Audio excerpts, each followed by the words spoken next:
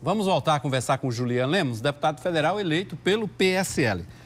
Deputado, nós temos aqui na Paraíba um resultado das eleições do primeiro turno indicando, na Paraíba toda, uma derrota do candidato Jair Bolsonaro para Fernando Haddad. Mas em João Pessoa, em Campina Grande, nos dois maiores colégios eleitorais, o candidato do PSL ganhou, foi vitorioso. O PSL espera reverter esse quadro no segundo turno? Primeiramente, se me permite, Hermes, eu quero destacar aqui a presença do Coronel Francisco, presidente do PSL, um amigo querido, e do Cabo Rui, que foi candidato também a deputado federal, um grande amigo também.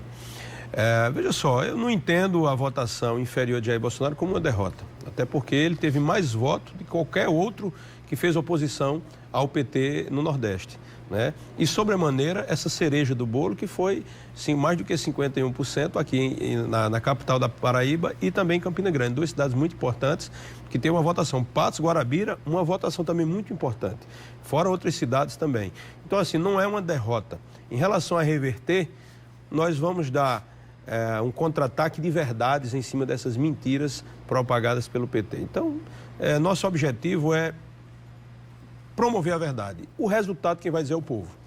O governador Ricardo Coutinho, o atual governador, está em plena campanha. Hoje, inclusive, participa de um evento político aqui no centro de João Pessoa em favor do candidato do Partido dos Trabalhadores.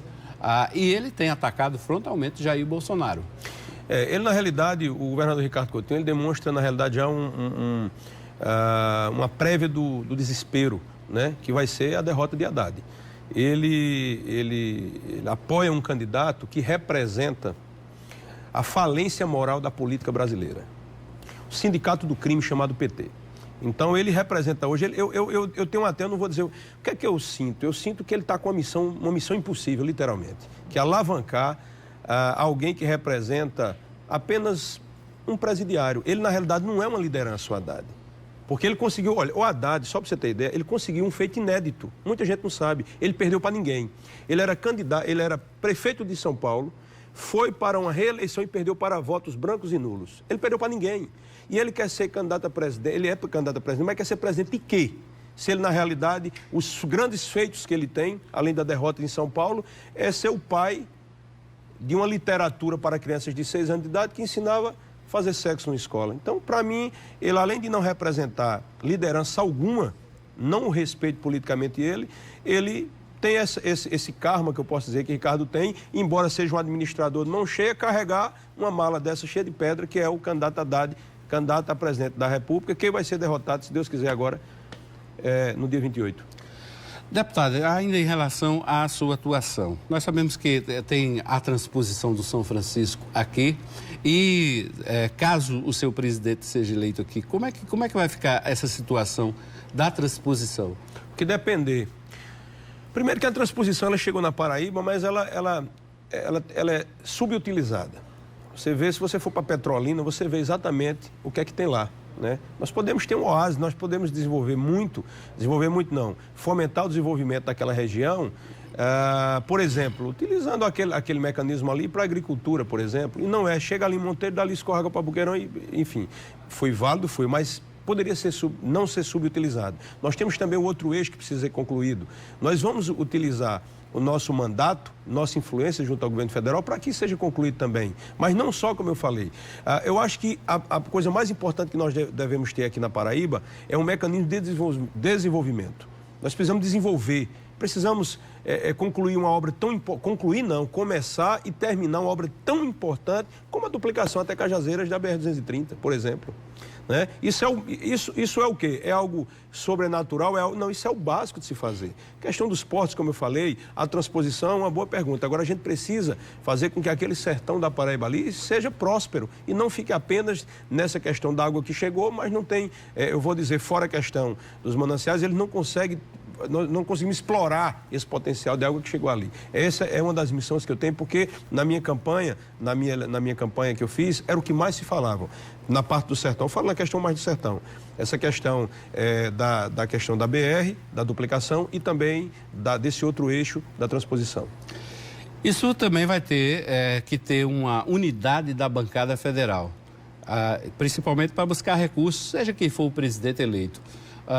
Como é que o senhor acha que vai ser essa sua relação com... O senhor mesmo disse que dos 12 deputados federais da atual bancada, 9 eram de famílias tradicionais, oligárquicas, que já estavam sendo reeleitos por vários anos, de uma forma ou de outra, tinha representação da família nessa bancada federal. Como é que o senhor pretende ter essa relação com o restante da bancada? Olha só, eu já fui procurado, né, por parlamentares que se reelegeram e outros que foram eleitos agora. Ligaram para mim, se prontificaram, declararam apoio ao meu candidato a presidente, Jair Bolsonaro, e eu não vejo nenhuma dificuldade.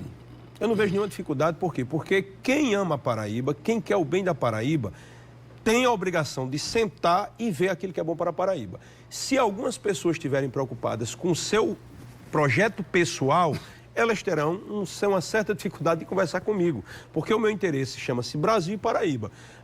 Os parlamentares que tiverem esse viés e compreenderem a vontade do povo agora, que não é mais fortalecer um candidato enquanto pessoa, não terei nenhum problema, inclusive de conversar com o próprio governador eleito. Eu não tenho problema nenhum. O que eu não posso, o que eles não podem esperar é alguém com um fisiologismo muito grande, com corporativismo apenas de plano de poder. Ninguém espera esse mim porque não tem nada. Agora, conversar e se unir a favor da Paraíba é a coisa mais fácil do mundo, porque eu estou aqui para isso. O senhor acha que os políticos tradicionais, inclusive esses que têm mandato hoje na Paraíba, caminham por esse viés do fisiologismo? Eu acredito que depois da resposta das urnas, eles serão obrigados a tomar outra postura. Por quê? Vou dar um exemplo. Se eu entrei pelo poder do voto, sem comprar um voto, eu tenho uma força moral, não é apenas política. Eu tenho uma força moral política. Então, eu não tive compromisso de fechar nenhuma questão de compromisso posterior à minha eleição com nenhum desses caciques que estão aí.